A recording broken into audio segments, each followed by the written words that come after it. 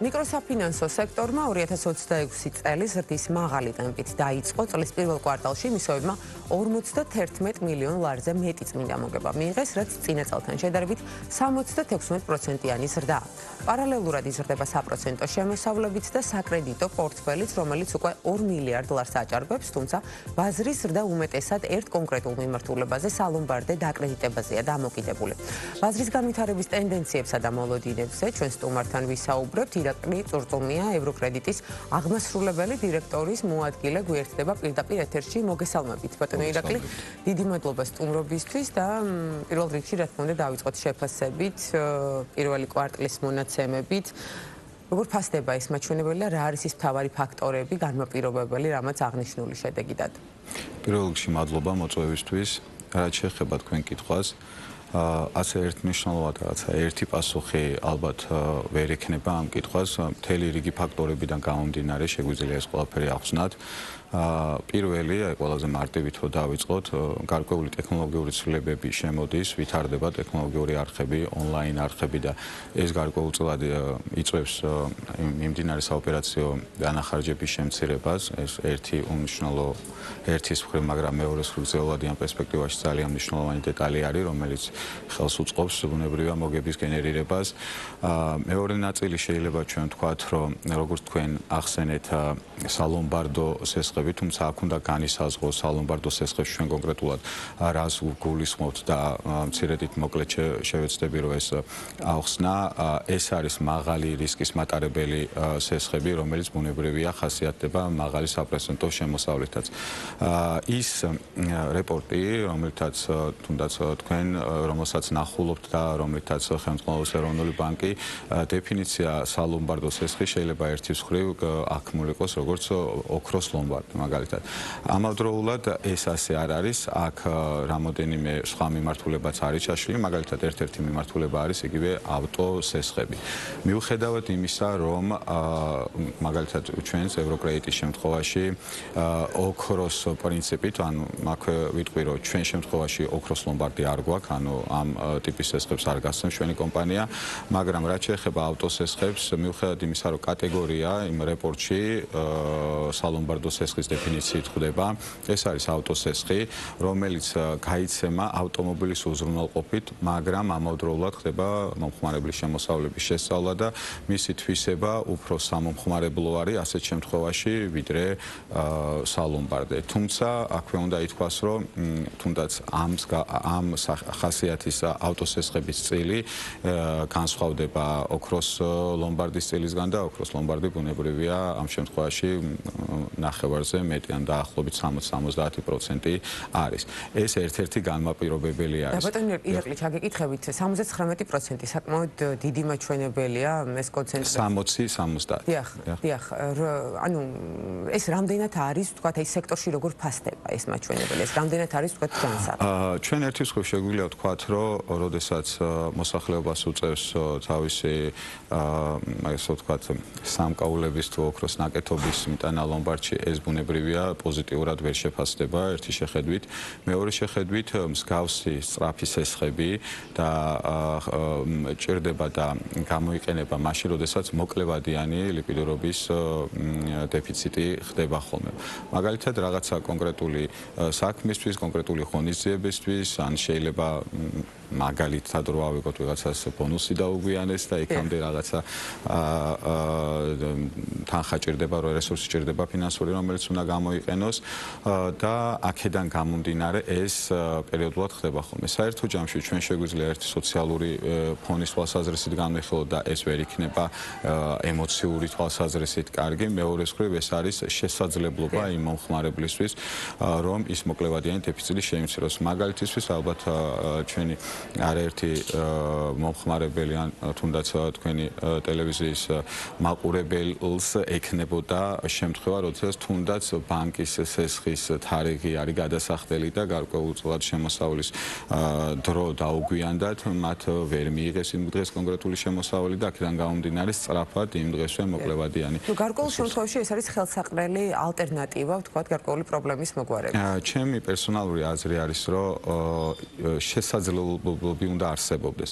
Რამდენად კარგი არის ის, რომ მსგავსი სეგმენტი იზრდება, ეს მეორე საკითხად შეგვიძლია განვიხილოთ, თუმცა ის, რომ შესაძლებლობა უნდა არსებობდეს, ხელმისაწვდომობა უნდა არსებობდეს, ეს ჩემი აზრით ცალსახაა. ვინაიდან და რადგანაც, როდესაც ჩვენ საუბრობთ მაღალი რისკის მატარებელ სესხებზე, ანუ მოკლევადიან როგორც ესეა და ეს, როგორც უკვე ვთქვით, შემოსავლის მაღალი მაჩვენებლის გენერირების შესაძლებლობა ერთის მხრივ, თუმცა მეორეს მხრივ ეს არის იმ კომპანიებისთვის, რომელიც მსგავს სესხს ასცემენ, დანაკარდების გადაზღვევა, ანუ რისკის გადაზღვევა, თუმცა აქვე უნდა ითქვას, რომ ბუნებრივია ფასის ფორმირება არ ხდება მხოლოდ რისკის. ეს არის საოპერაციო დანახარჯები, ეს არის რესურსის ღირებულება, რომლითაც გაიცემა ეს სესხები და სხვადასხვა სახის კომპონენტების შემდგარი ფასწარმოქმნის პოლიტიკა. სექტორის სასესხო პორტფელზე მინდა ჩაგეკითხოთ ბიზნეს სესხების და ფიზიკური პირების ნაწილში წილობრივი გადანაწილება როგორია და ტენდენცია რასაც ჩვენებს? აბსოლუტური უმეტესობა არის რითეილი, ანუ ფიზიკური პირების პორტფელისგან შედგება, სესხების პორტფელისგან შედგება, ეს საერთო ჯამში ერთად აღებული პორტფელი, თუმცა აქვე უნდა ითქვას, რომ ბოლო პერიოდის განმავლობაში, მას შემდეგ განსაკუთრებით რაც მიკრობანკის მცნება შემოვიდა ქართულ საბანკო სივრცეში, ბიზნეს სესხების მიმართულების გააქტიურება მაქსიმალურად ფორსირდება, ესე ვთქვათ, მისი განვითარება. იგივე ჩვენი კომპანიის შემთხვევაში, მიუხედავად იმისა, რომ ჩვენ ტექნოლოგიებიც ვახსენეთ და ტექნოლოგიური ნაწილი ხელს უწყობს რითეილის განვითარებას და ამ ხრივაც ჩვენ არ ვნებდებით და ვცდილობთ, რომ განვავითაროთ ჩვენი არხები რითეილის მიმართულებით, ამავდროულად გაორმაგებული ძალებით ვცდილობთ, რომ მიკრო დაკრედიტების ნაწილში მიკროსაფინანსო სექტორმა უფრო მეტი პროდუქტები გამოუშვას ბაზარზე, რომ უფრო მეტად ხელსაყრელი შესაძლებლობები ჰქონდეს. იგივე ტექნოლოგიური განვითარების მხრივ მინდოდა მეთქვა, რომ დღეს უკვე შეიძლება ითქვას, რომ ვართ იმ ეტაპზე, როდესაც სრული პროცესი, მაგალითად იგივე ჩვენი კომპანიის შემთხვევაში, ავტოსესხის სრული პროცესი ონბორდინგიდან უზრუნველყოფის დატვირთვის ჩათვლით და სესხის გაცემის ჩათვლით, უკვე იმდენად გამარტივებული ამ ონლაინ არხებით, რომ ჩვენ შეგვიძლია უკვე მეტი კონცენტრაცია გავაკეთოთ ბიზნეს სესხების ნაწილში და ვფიქრობთ, რომ არა მარტო ჩვენ, არამედ მთელი სექტორი ამაზე მეტად არის კონცენტრირებული დღეს, ვიდრე პირობითად 2 წლის წინ იყო. კი ბატონო და ეს ალბათ უკვე მიმდინარე წლის და მომავალი წლის შედეგებში უფრო აქტიურად აისახება. ბაზრიდან ორი მსხვილი მოთამაშის გასვლა და გარდაქმნა მიკრობანკად თავადაც ახსენეთ, რა გავლენა იქონია ამან სექტორზე და შემდეგ უკვე აქედან გამომდინარე ვისაუბროთ სექტორის კონკურენტუნარიანობაზე, ხელმისაწვდომობაზე. კი ბატონო, რაც შეეხება ჩვენ ვამბობთ, ვიყენებთ ხოლმე სიტყვას გასვლას სექტორიდან, ანუ მე უფრო ვიტყოდი, რომ უბრალოდ ინსტიტუციური ცვლილება მოხდა და ეს არ ნიშნავს იმას, რომ ამ ორმა დიდმა კომპანიამ უარი თქვა თავის პორტფელზე და დაიწყო ნოლიდან თავის პორტფელის შექმნა. ბუნებრივია ისინი ახორციელებენ, აკეთებენ ბიზნეს მოდელის გარკვეულწილებას, ახალი პროდუქტების გამოშვებას და ასე შემდეგ და შეიძლება დაკონცენტრირდნენ იქიდან გამომდინარე მიკრობანკის შემთხვევაში ოდნავ მეტი შესაძლებლობა არის იაფი რესურსის მოზიდვის, მინიმუმ იმით, რომ დეპოზიტის მიღების შესაძლებლობა აქვს, მინიმუმ იმით, რომ ანგარიშის გახსნის შესაძლებლობა და ასე შემდეგ და ეს არ არის მარტო იგივე საერთაშორისო ფონდებთან კომუნიკაციაში ეს ოდნავ მეტ შესაძლებლობებს იძლევა. მეორეს მხრივ ჩნდება მცირედი, რომელზეც შეიძლება მცირედი ნაწილი ამ სესხებლების და სესხების, რომელზეც დიდი ინტერესი შეიძლება არ დატოვოს ამ ორმა მოთამაშემ და სწორედ ეს მცირედი ნაწილი შეიძლება ითქვას, რომ ნაწილდება იმ მიკროსაფინანსოებში, რომლებიც რჩებიან ბაზარზე. ანუ ჩვენი აზრით, რომ შევაჯამო ეს კითხვის პასუხი, ანუ ჩვენი აზრით რაიმე სახის მნიშვნელოვანი გავლენა სხვა კომპანიებისთვის, რომ რაღაც განსაკუთრებული შესაძლებლობა გამოჩნდა და რამდენიმე ასეული მილიონი გამონთავისუფლდა, ასეთი რამ არ ფიქსირდება და არც დაფიქსირდება. ეროვნული ბანკის რეგულაციაზე უნდა გკითხოთ აუცილებლად მისობისთვის სხვა არის გაზრდა, რა ტიპის გამოწვევასთან გვაქვს საქმე, რა შესაძლებლობა არსებობს კიდევ უფრო მეტად გაზრდის ნაწილში და ასევე საინტერესოა კონკრეტულ რისკებზე და შესაძლებლობებზე ვისაუბროთ თქვენის მხრიდან აქედან გამომდინარე. კეთილი. ზედაზღვარს გულისხმობთ ალბათ 200,000 ლარს, ხომ? ჩვენ ვერ ვიტყვით, რომ განსაკუთრებული გავლენა მოახდინა ამან, თუმცა ბიზნესის მიმართულებით ბუნებრივია გარკვეულ შესაძლებლობებს ზრდის. ეს არ არის იმ სახის რეგულაცია, ანუ ეს 100.000 ქონდა, გახდა 200.000, რომელიც 20 ან 30-იან თუნდაც უფრო ნაკლები პროცენტით მყისიერად დააფორსირებს პორტფელის ზრდას ამ სექტორში. თუმცა ბუნებრივია პოზიტიურია და ბუნებრივია მეტი შესაძლებლობის შემთხვევაში უფრო მეტი შესაძლებლობა ექნება პროდუქტის განვითარებას მიკროსეგმენტში. ჩვენ ვერ ვიტყვით, რომ დღეს რამე აქტიური კომუნიკაცია გვაქვს ამასთან დაკავშირებით, უბრალოდ ჩვენ იმ შემთხვევაში თუ ამის ინიცირება მოხდება გარკვეულწილად საუბრები გვაქვს ხოლმე შეხვედრებზე ამასთან დაკავშირებით, თუმცა ეს ინიცირებული არ არის პროექტის სახით, ჩვენ არ გავდივართ ყოველ შემთხვევაში ეროვნულ ბანკთან ამ საკითხს და უახლოეს მომავალში ამის მოლოდინი სექტორს არ აქვს, რომ მნიშვნელოვნად გადაიხედება და რაღაცა ახალი კარგი გაგებით გამოწვევები იქნება კონკურენციის მიმართულებით და უფრო მეტ შევძლებთ ამ მიმართულებით. და როგორია სექტორის უკავშირი, ვთქვათ, ამ ნაწილში, რა არის, ვთქვათ, სურვილი თქვენ?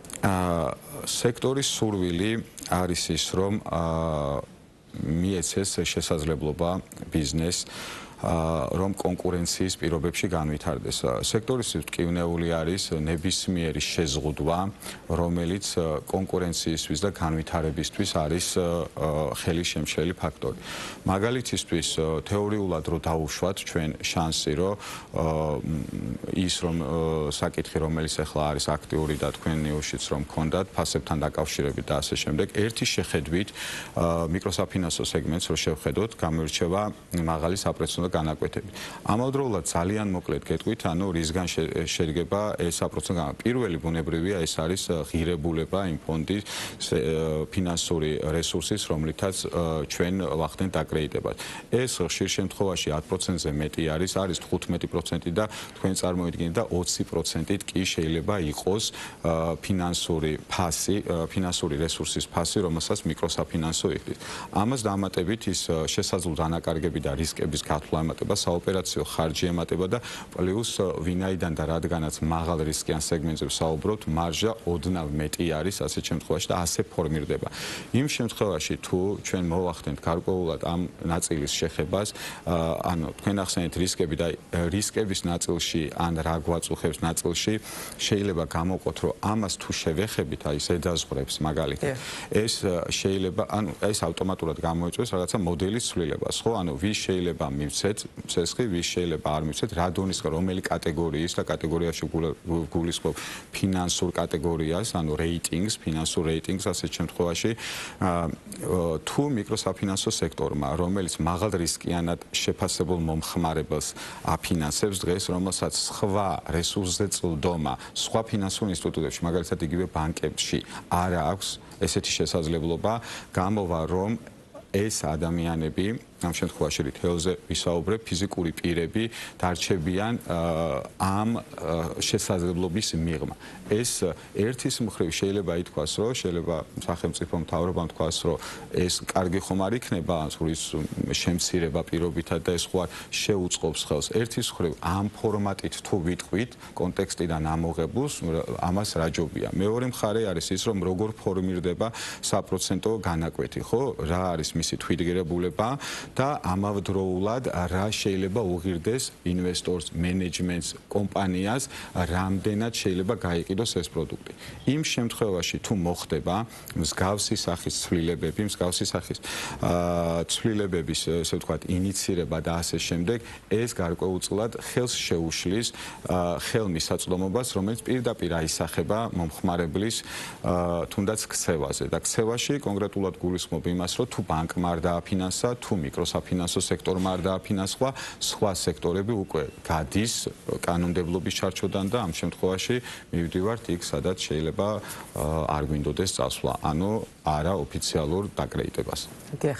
და ბოლოსკენ ბატონი ირაკლი მინდა გთხოვოთ შეფასება სექტორის წილი დაკრედიტებაში და ქვეყნის ეკონომიკაში როლი მისოების და ასევე უკვე ვისაუბროთ მოლოდინებზე მთელი წლის განმავლობაში, ვთქვათ, როგორია პირველი კვარტალის შედეგების ტენდენციის გაგრძელებას თუ ელით.